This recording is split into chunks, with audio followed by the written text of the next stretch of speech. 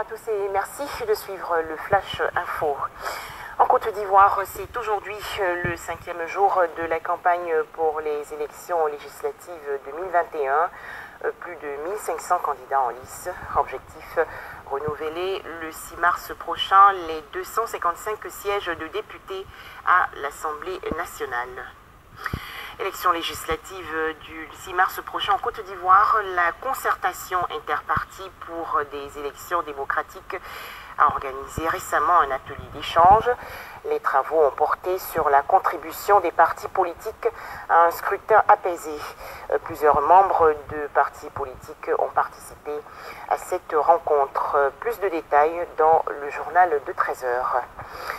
Lutte contre le coronavirus en Côte d'Ivoire. Le pays a procédé hier au lancement de sa campagne de vaccination. La cérémonie s'est déroulée au Parc des Sports dans la commune de Treichville. Plusieurs membres du gouvernement, dont le secrétaire général de la République, Patrick Hachi, ont reçu leur dose du vaccin AstraZeneca. Les précisions de Salima Toudia. La toute première dose de vaccin anti-Covid-19 injectée dans le bras du ministre d'État, Patrick Hachi. Le geste symbolique vise à rassurer la population. Je ne sais pas si c'était l'infirmière qui était experte, mais je n'ai senti aucune piqûre, je dirais, dans mon bras. L'exemple sera également donné par les ministres. Ceux qui vont recevoir ces premières doses, d'être rassurés. Vous savez qu'un vaccin, c'est pour renforcer le système immunitaire. Ça veut donc dire que c'est pour protéger la population. Lorsque ce vaccin sera généralisé, invitez tous les jeunes à se faire vacciner. Les rumeurs qui circulent sur les vaccins, notamment les effets secondaires, etc., vous venez de voir, nous-mêmes venons de nous faire vacciner, donc nous tenons notre vie. Et donc si nous sommes vaccinés, c'est parce que nous avons eu toutes les assurances que ce vaccin, il est bon. Le moment est solennel pour la Côte d'Ivoire, qui rentre ainsi dans l'histoire en étant le premier pays à procéder à la vaccination avec le mécanisme COVAX. À la vérité, un sentiment de fierté. Fierté pour mon pays. Les résultats sont au rendez-vous. Aujourd'hui, la Côte d'Ivoire est tout de même reconnue comme étant l'un des pays qui a le mieux géré cette pandémie à coronavirus. 10 jours de vaccination sur le site du Parc des Sports de Treichville. L'efficacité du vaccin est prouvée, nous diront les partenaires au mécanisme COVAX. C'est un vaccin qui est passé par toutes les étapes de son homologation. Et c'est d'une rigueur scientifique extraordinaire.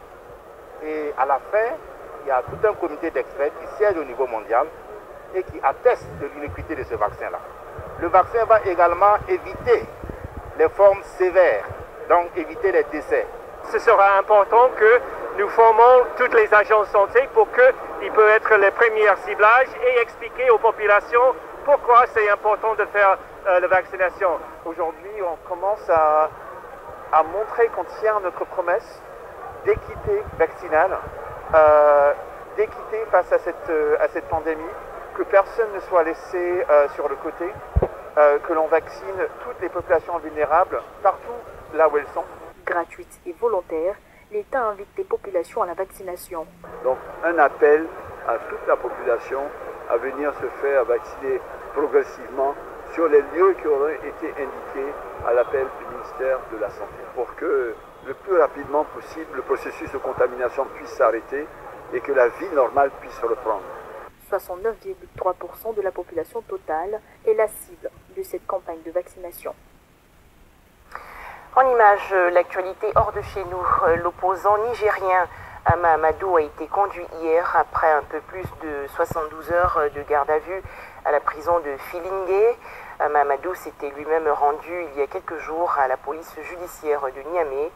L'opposant nigérien Ama Amadou est soupçonné d'être l'instigateur des troubles survenus au moment de la proclamation des résultats provisoires du second tour de la présidentielle, résultat contesté par l'opposition. Direction la Guinée-Conakry, où le journaliste et historien Amadou Dioulde Diallo a été inculpé hier pour offense au chef de l'État Alpha Condé. Amadou Dioulde Diallo est écroué depuis hier à la prison civile de Conakry, la capitale. Ses avocats dénoncent une violation de la loi sur la liberté de la presse, loi qui interdit l'emprisonnement de journalistes pour délit de presse. Enfin, au Nigeria, des combattants djihadistes membres du groupe État islamique en Afrique de l'Ouest ont lancé hier une attaque simultanée à Dikwa, dans le nord-est du pays. Cette offensive visait un camp militaire et une base humanitaire de l'Organisation des Nations Unies. La base des humanitaires a été incendiée.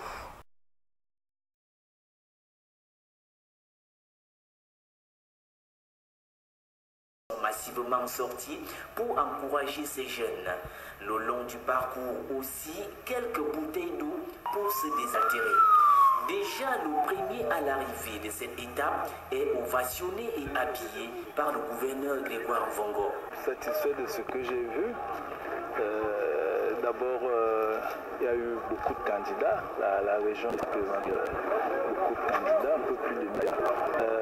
Deuxièmement, l'engouement populaire.